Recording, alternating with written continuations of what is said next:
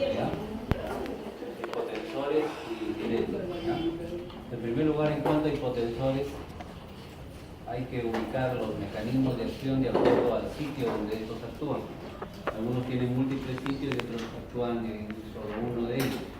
Entonces, el centro vasomotor, saben que está localizado a nivel lumbar y en parte protuberancial. Es un centro que trabaja con estímulos magnéticos. Puede ser bloqueado por la metildopa o por la clonidina. Los otros medicamentos que están aquí en la lista, medicamentos que son poco seguros y ya no se utilizan. Y en realidad, de los dos que hemos mencionado, la metildopa es el que ha quedado como medicamento para bloquear el centro vasomotor y disminuir los estímulos simpáticos que van a los diferentes componentes del aparato cardiovascular. Entonces, la idea es que utilizando un falso neurotransmisor como la metildopa se puede actuar a este nivel y bloquear los impulsos simpáticos que van a todo el aparato cardiovascular. Eso baja la presión arterial. Hay medicamentos que son más eficaces y un poco más seguros que la metildopa, ¿no? Entonces, y esto solamente se considera útil para las embarazadas, porque es un medicamento que no tiene problemas en el embarazo. En cambio, los otros medicamentos, sobre todo los YECA, no se pueden utilizar como una gestante. Después tenemos los medicamentos que actúan a nivel cardíaco, ¿no? Los que resaltan ahí son los beta bloqueadores, ¿no? Los beta bloqueadores van a disminuir la frecuencia cardíaca, disminuyendo el gasto cardíaco y de esa manera reduciendo sobre todo la presión arterial sistólica. Por supuesto que puede disminuir también un poco la fuerza de contracción, pero el aspecto más importante, como hemos visto ya la semana pasada del beta bloqueador, es su acción reduciendo la frecuencia cardíaca. Algunos otros medicamentos como los bloqueadores de canales de calcio, tipo el verapamil o el diltiazem, también ya hemos visto la semana pasada que pueden reducir la frecuencia cardíaca. De hecho, no se deben dar con beta bloqueadores y pueden actuar de una forma parecida, ¿no? También una reducción del gasto cardíaco puede ayudar a bajar la presión arterial. La mayoría de los medicamentos van a actuar a nivel de los vasos sanguíneos, ¿no? De las arterias. Las arterias sabemos que son los vasos de resistencia, que son los que determinan la presión arterial. Entonces, si vasodilatamos y reducimos la resistencia, la presión arterial, esencialmente la diastólica va a caer. Y tenemos diferentes medicamentos con este fin. En primer lugar, tenemos los bloqueadores de canales de calcio, ¿no? De tipo L, canales de calcio pendientes de voltaje, donde están los dihidropiridínicos, ¿no? Y los no dihidropiridínicos. Entonces, los dihidropiridínicos, habíamos hablado la semana pasada, nifedipino, por ejemplo, ¿no? Todo lo que terminan en pino, nifedipino, ¿no? Nicardipino, son fármacos que van a bloquear canales de calcio induciendo vasodilatación. El verapamilo, que también hace lo mismo, bloquea canales de calcio, además tiene un efecto bradicardizante, también reduce la frecuencia cardíaca, entonces tendría un mecanismo doble de acción. Y la hidralacina, ¿no? Aparentemente por un efecto directo, que algunos lo relacionan con la liberación de óxido nítrico, también podría producir vasodilatación. Finalmente, hay un fármaco, lo vamos a preguntar en minutos, que es el nitroproxiato de sodio, que libera óxido nítrico de manera rápida en la pared del vaso, que se administra por vía endovenosa y sirve para controlar las emergencias hipertensivas.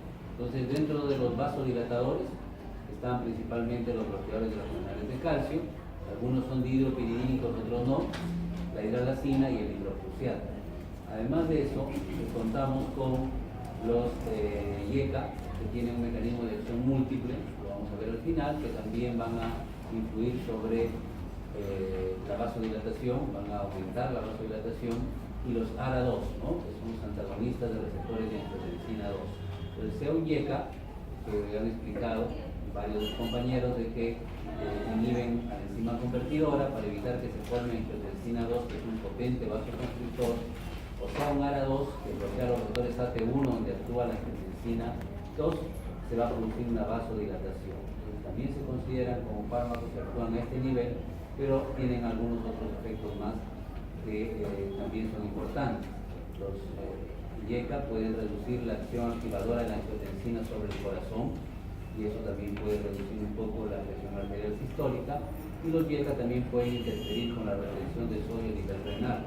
No son diuréticos, por excelencia, pero tiene algo de efecto natriurético, algo de pérdida de sodio, y eso también ayuda a reducir la presión arterial. Entonces, a un YECA no hay que pensar solamente que se encarga de producir vasodilatación, también reduce la excitabilidad miocárdica y aumenta la pérdida de sodio y agua por el riñón, es un efecto un poco más complejo. Y lo mismo harían los árabes. El propranolol, aparte de actuar en el corazón, también puede reducir la liberación de renina al bloquear los receptores beta 1 que están en el aparato yuxtaglomerular en el riñón. Es un efecto complementario que también ayuda a explicar algo del efecto hipotensor que pueden tener los beta bloqueadores. Y finalmente, los únicos diuréticos que se consideran hipotensores para ser utilizados a largo plazo, es decir, son las tiazidas, ¿no? La furosemida también puede bajar la presión arterial, pero es un efecto agudo, pasajero. En cambio, las tiazidas tienen una acción más sostenida, más prolongada. Aquí están algunos de los mecanismos de acción de los fármacos, ¿no?, que estamos mencionando, ¿no? Los nitratos, el GMP cíclico, producen una disminución del calcio, una activación de una miocina fosfatasa para que no se pueda producir interacción actina-miocina.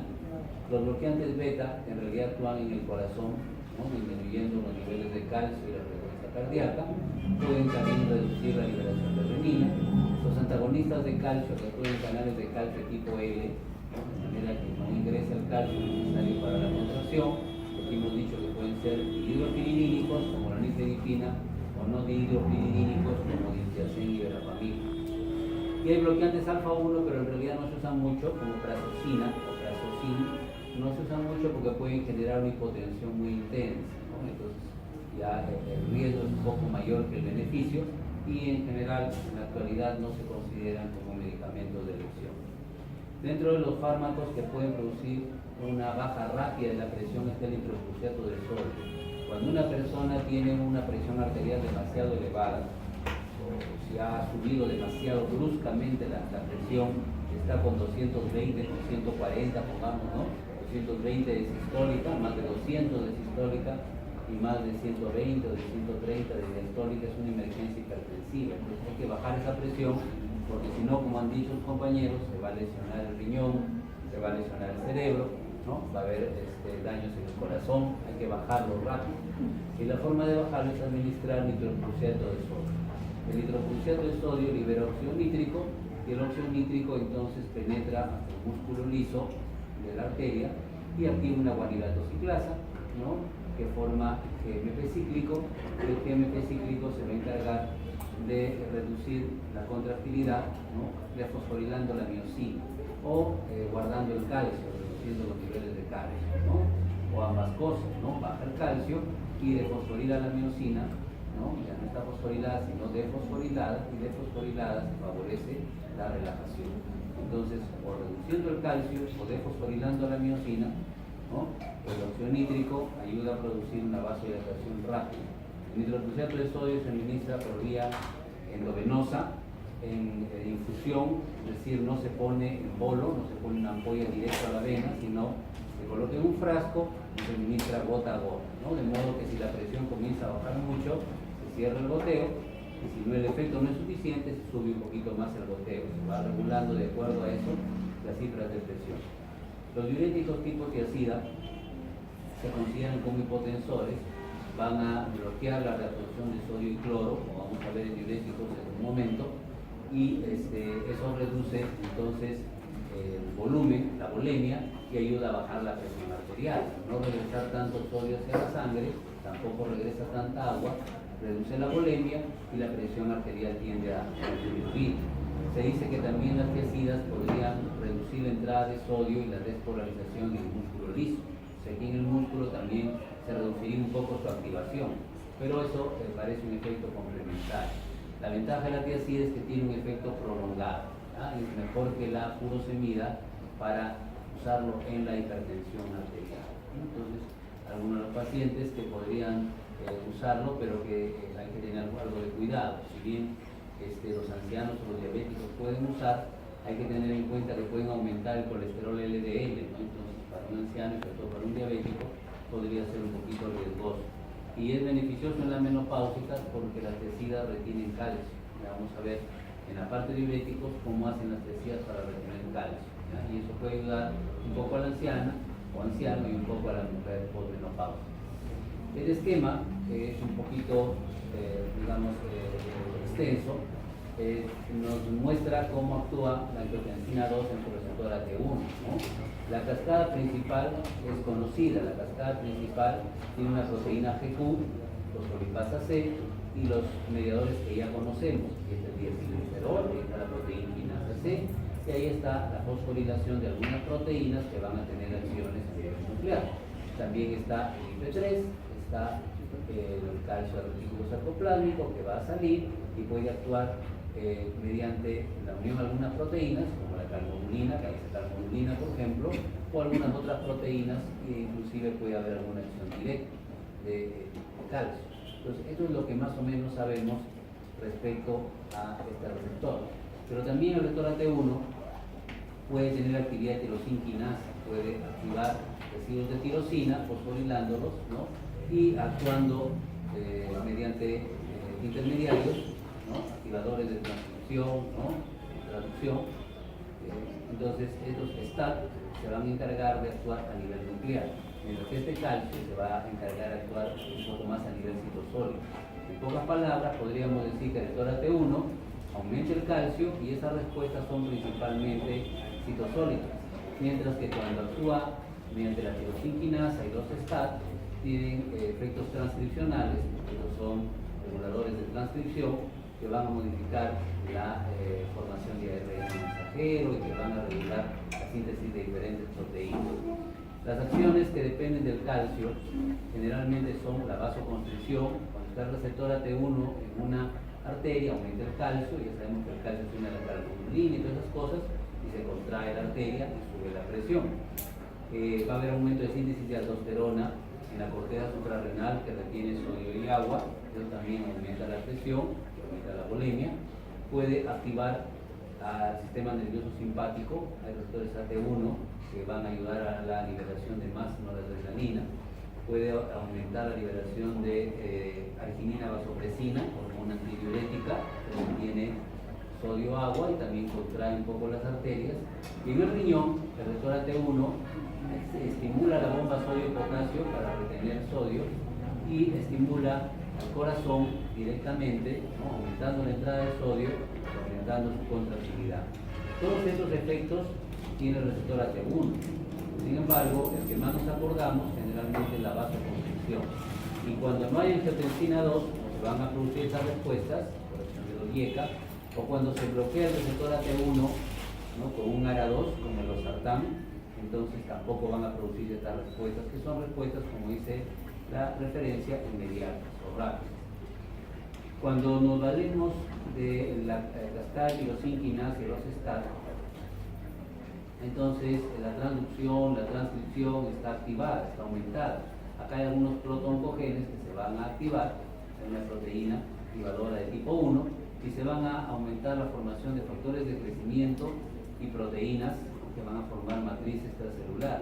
Entonces vamos a tener que se va a producir factor de crecimiento fibroblástico, factores de crecimiento derivado de plaquetas, factor transformante de crecimiento, factores de crecimiento, de tal manera de que si es una arteria, el músculo liso va a aumentar, pero también va a haber fibrosis, por eso hay factor transformante o factor de crecimiento fibroblástico, y se va a endurecer, la pared de la arteria se va a engrosar, pero también se va a poner más dura, y eso va a aumentar la presión arterial, y eso va a ayudar a la aterosclerosis. Por otro lado, como van a depositarse proteínas como la colágena o la fibronectina, estas proteínas son proteínas rígidas, que endurecen más la pared de la arteria y aumentan más la presión arterial. Entonces podemos decir, en pocas palabras, que al bloquear el receptor AT1 o al reducir la angiotensina 2, se reducen las respuestas inmediatas y se reducen las respuestas tardías. Las inmediatas, que sobre todo va a haber vasodilatación y va a bajar la presión y menos adrenalina y menos retención de sodio y agua, y las tardías o las de largo plazo, que son menos remodelación, menos fibrosis, menos endurecimiento de la pared de la arteria, lo cual a la larga puede hacer que la presión arterial termine dañando los vasos y termina dañando el corazón, el riñón y todos los tejidos que llegan vasos sanguíneos. Podemos usar IECA, podemos usar ARA2.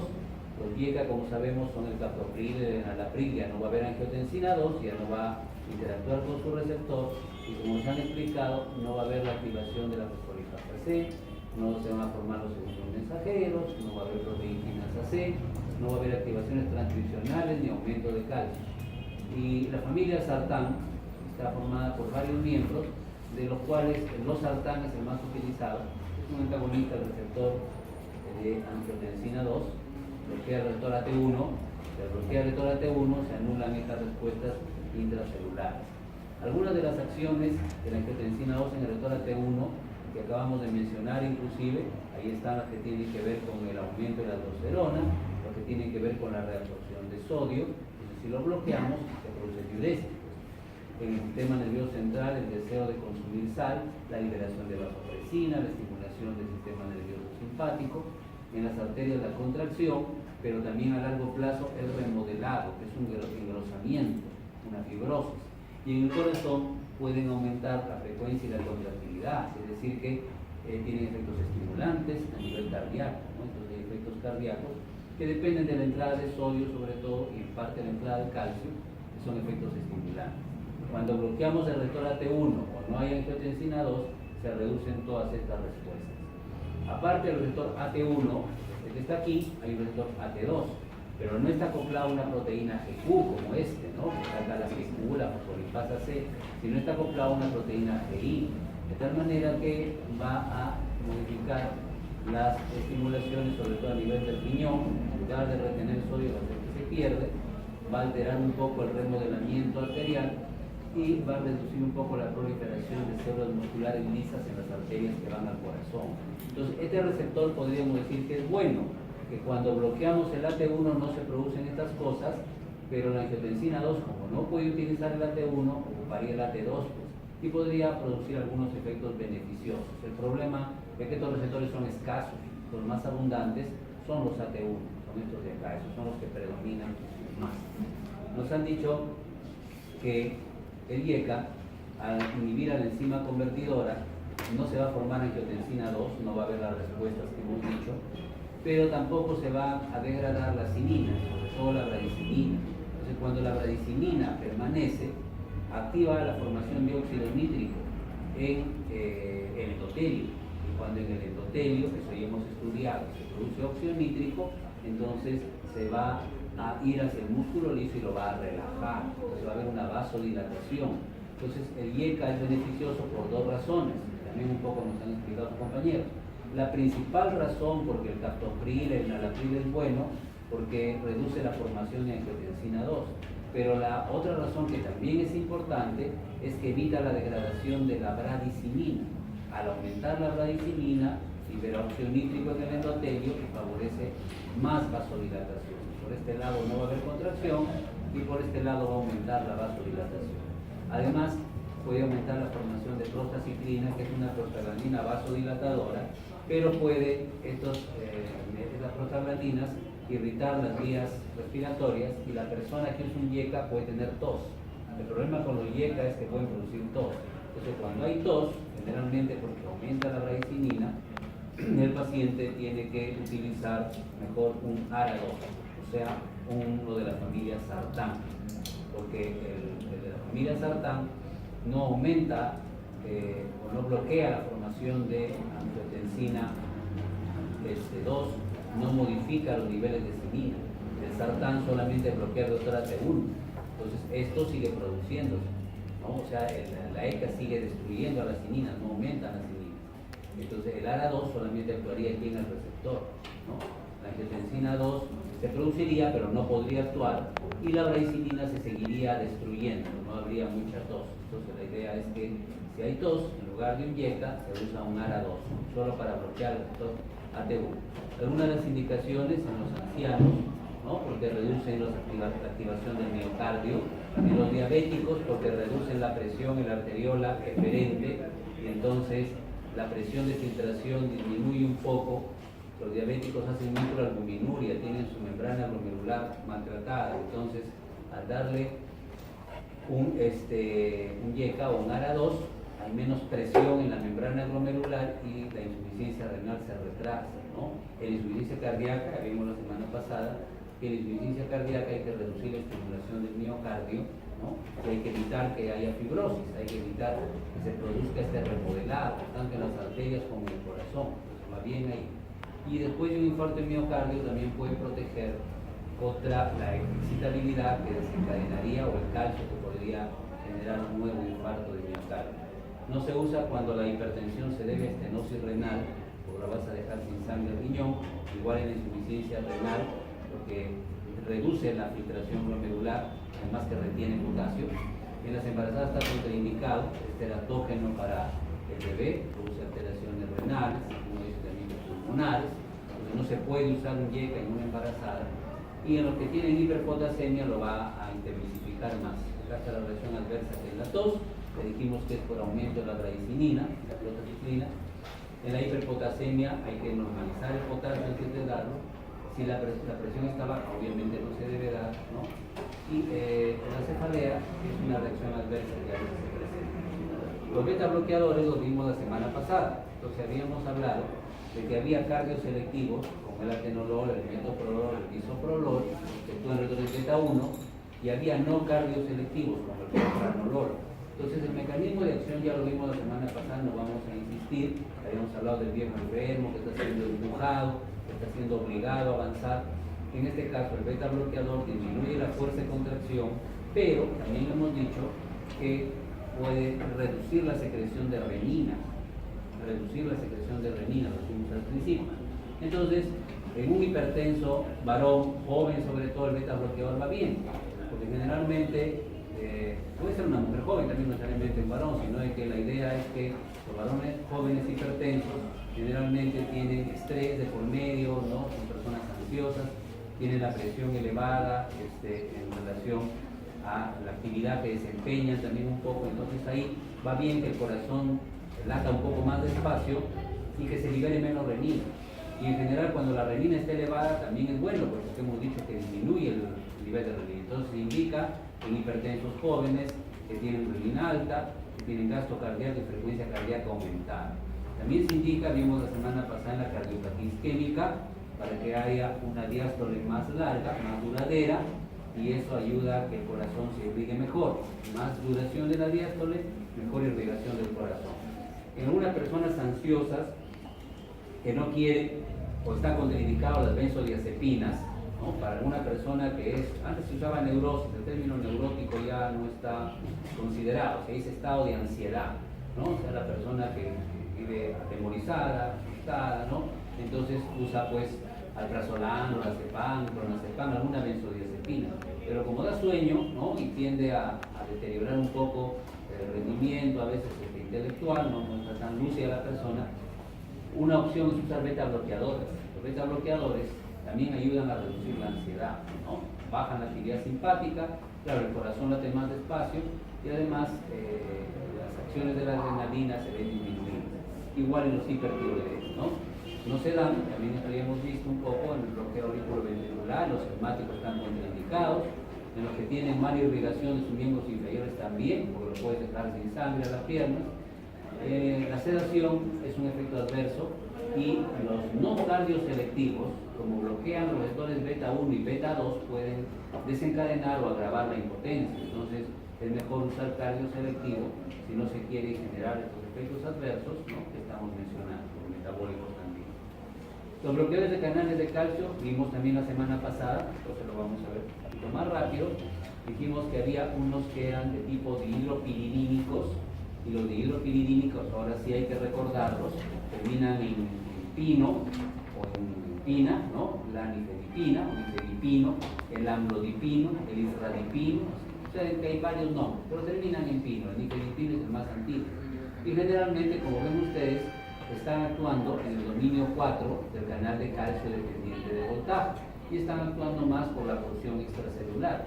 Mientras que los otros dos, también ya los conocemos, los hemos visto la semana pasada, diltiazem y verapamilo, actúan por la porción interna. En otras palabras, estos no necesitan ingresar al citoplasma. Estos sí tienen que atravesar la membrana, pero sus sitios de acción son parecidos, ¿no? O Si bien unos actúan por fuera, igual son el dominio 3 y 4 del canal de calcio, y diltiazem y verapamilo, ¿no?, hacen lo mismo, más o menos los mismos dominios. El verapamilo tiene un poco más de afinidad por el dominio 4, ¿no?, que por el dominio 3. Diltiazem sí, 3 y 4, ¿no?, igual que la dihidropyridina.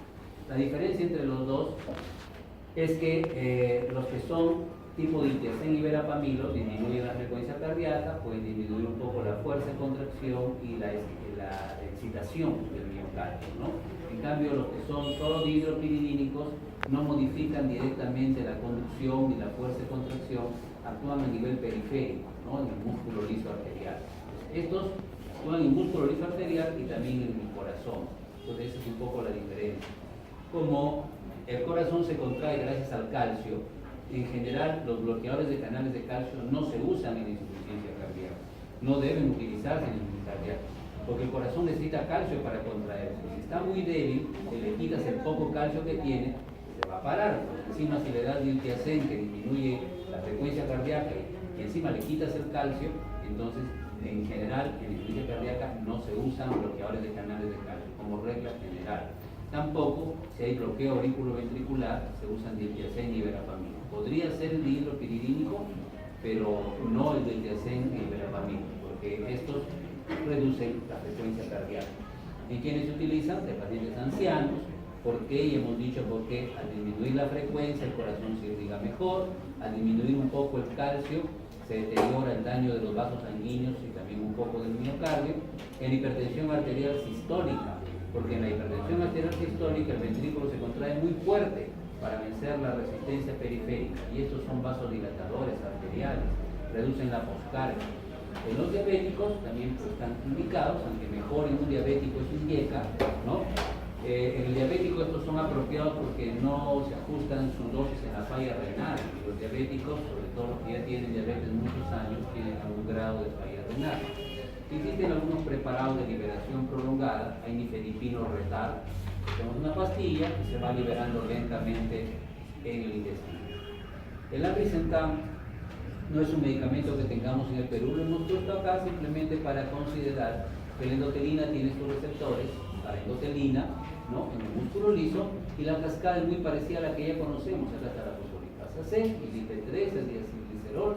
Claro, también puede haber otras fosfolipasas, ¿no?, como la D o como la A2, que puede generar tromboxanos y prostaglandinas.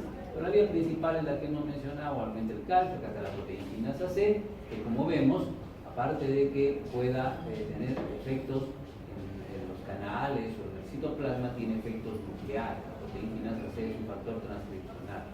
Bueno, el abrisentam se usa en hipertensión pulmonar, entonces no es un medicamento que se administre en hipertensión arterial. En hipertensión pulmonar, ¿no?, entonces ahí sí se puede utilizar el abrisentam y no es un fármaco que se utilice fácilmente.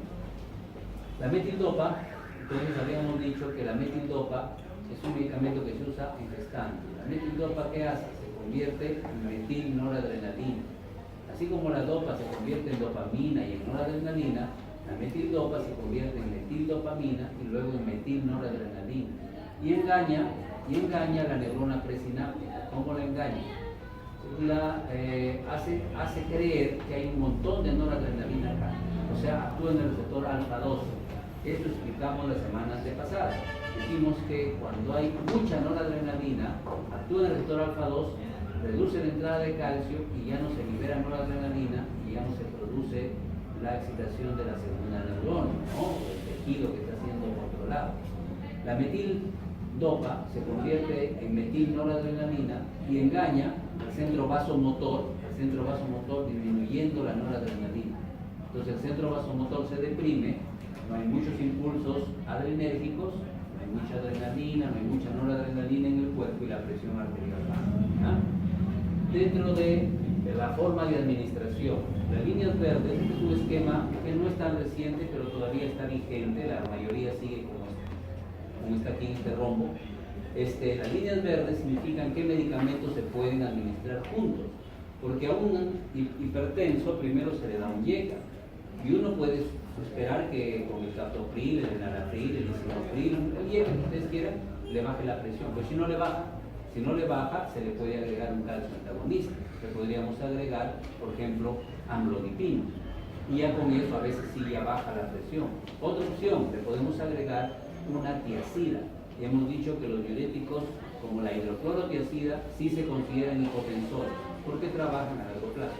Entonces podría combinar hidroclorotiacida con la IECA. Este bota sodio y este vasodilata, también bota un poco de sodio, reduce la excitabilidad del corazón, tiene varios efectos también.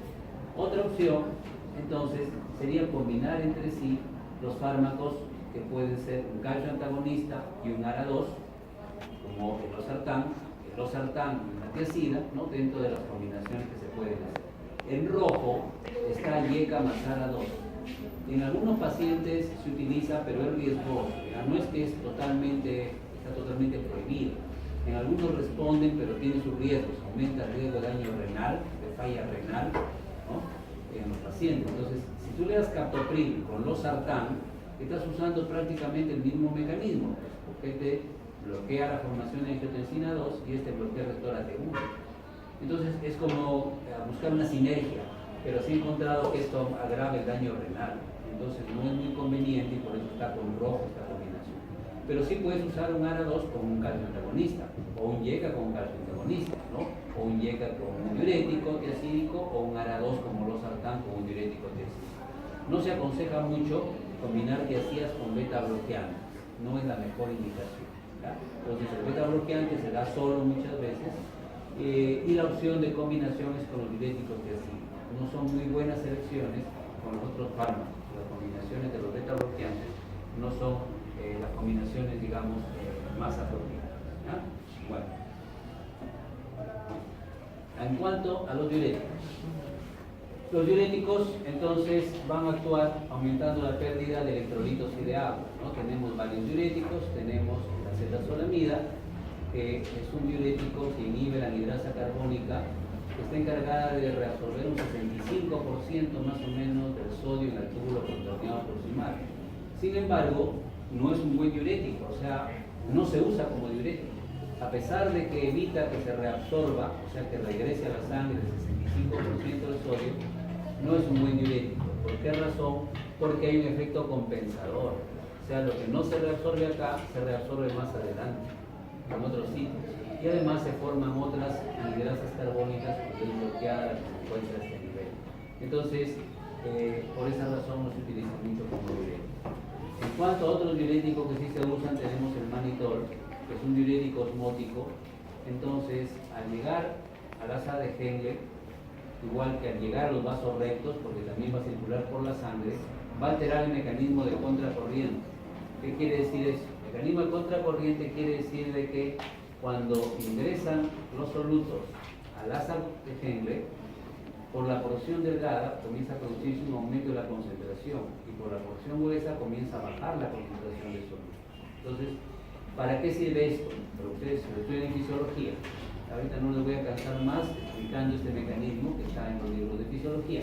El hecho es que en las partes más profundas de la médula renal la concentración de solutos es alta. Esa concentración alta se transmite al intersticio y permite que cuando la orina venga por aquí, ¿no?, en presencia de hormona antidiurética se pueda reabsorber el agua. Entonces, las concentraciones que llegan como 300, después 500, 600, 700, 1200, de aquí comienzan a bajar, de 1200 pasan a 900, 700, y termina saliendo como 200 o 100. Esa concentración que bajando sube y subiendo baja, ¿no?, esa concentración alta acá de solutos sirve para la reabsorción de agua en el tubo colector. Y eso sirve para que si estás deshidratado y has consumido poco líquido, puedas orinar, ¿no?, cargado, y elimines la creatinina, el ácido úrico, los desechos que quieres eliminar. Si estás bien hidratado no hay problema, pues orinas bastante, casi transparente. Pero si estás deshidratado, no has tomado líquido, igual tienes que orinar, porque igual tienes que eliminar los desechos. Pero lo haces eliminando un volumen pequeño y cargado, oscuro. Eso se debe a que cuando estás deshidratado, actúa el mecanismo de contracorriente, la hormona antidiurética expresa acuoporinas y comienza a reabsorber todo el agua que puede, deja un poquito de agua oscura, cargada, que es orina concentrada, ¿no? Entonces, este mecanismo de contracorriente, este mecanismo concentrador, ¿no?, que se necesita para poder eliminar una orina escasa y concentrada, es alterado por el manitol. Al circular por el túbulo, retiene acá el sodio y el agua. Ustedes ven acá que el sodio está reabsorbiendo. Cuando está acá el manitol, al retener agua, lo diluye al sodio. Y en lugar de que fluya lentamente, fluye como un huaico, ¿no? En lugar de que sea un río manso, se convierte en un huaico y corre a toda velocidad y lo arrastra todo y hace que se pierdan volúmenes grandes de sodio y de agua. Y lo otro que sucede es que esto mismo que pasa en el asa de Henle pasa también en los vasos rectos, porque esto está irrigado por arterias que se llaman vasos rectos. En los vasos rectos también hay una dilución, se produce una dilución. Y al diluirse, la cantidad de sodio no es tan alta como cabría esperar. Al ser baja la cantidad de sodio, entonces no se va a reabsorber suficiente agua, el agua se va a quedar acá, porque esto está diluido, se va a quedar acá el agua y se va a perder con una orina abundante. Es un mecanismo de acción del manitol. Se usa en dos circunstancias: cuando se requiere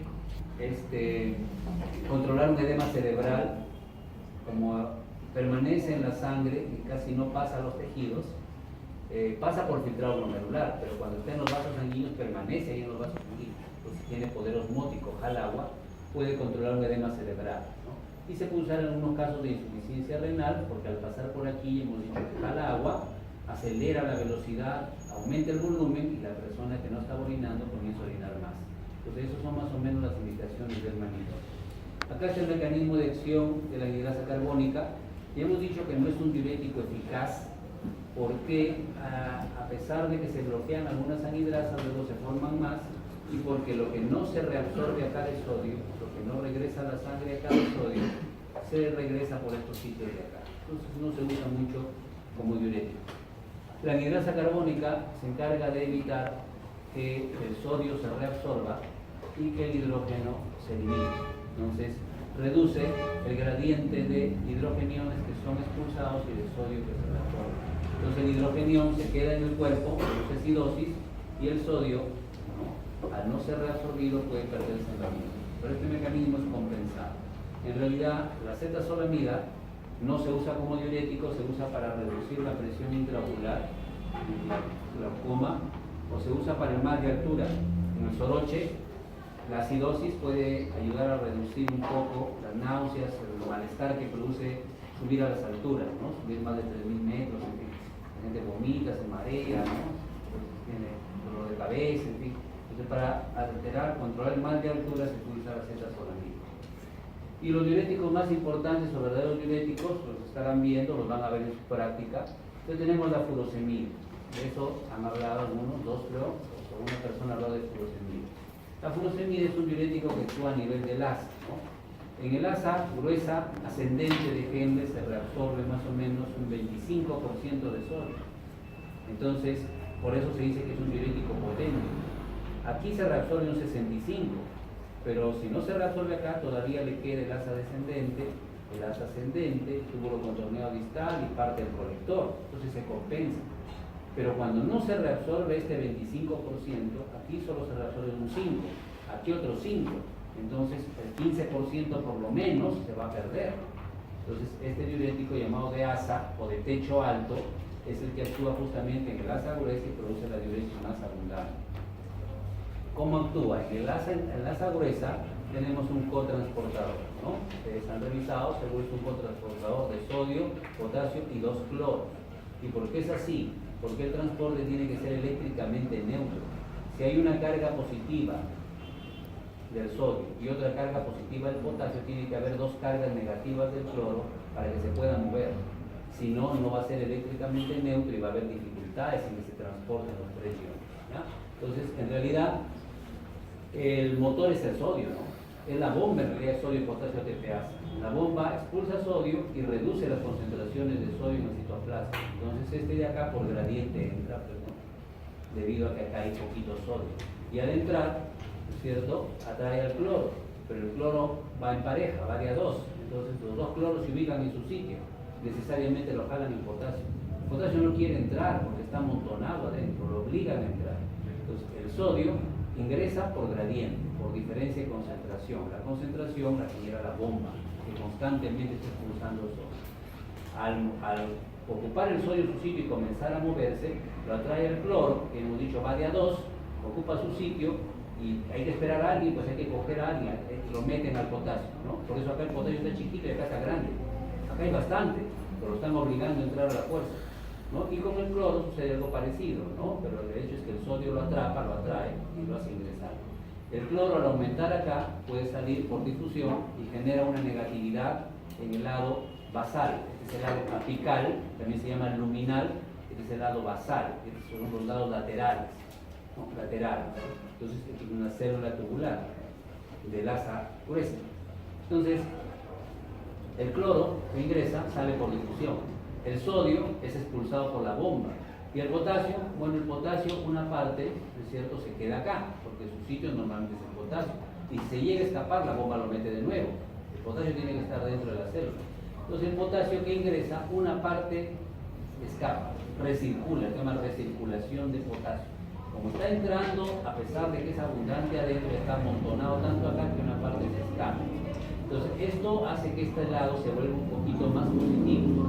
Y esta salida de cloro hace que este lado se vuelva un poco más negativa. De modo que esto es un poquito más positivo y esto un poco más negativo. Hay una diferencia de más o menos 10 milivoltios.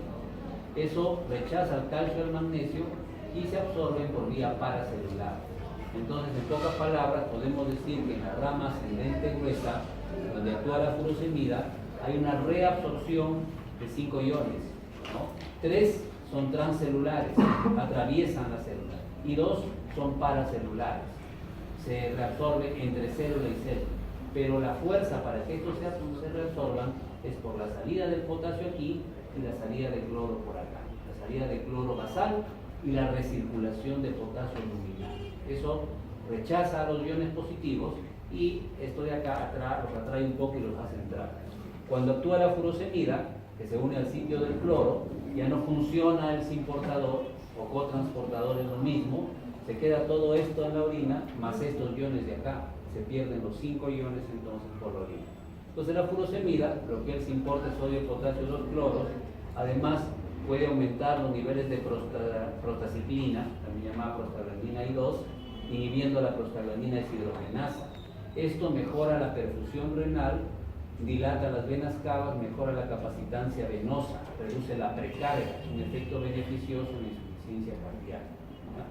Bueno, el inicio es rápido por vía endovenosa, un poco más lento por vía oral, tiene una eliminación, una biodisponibilidad del 70% y una eliminación renal alta.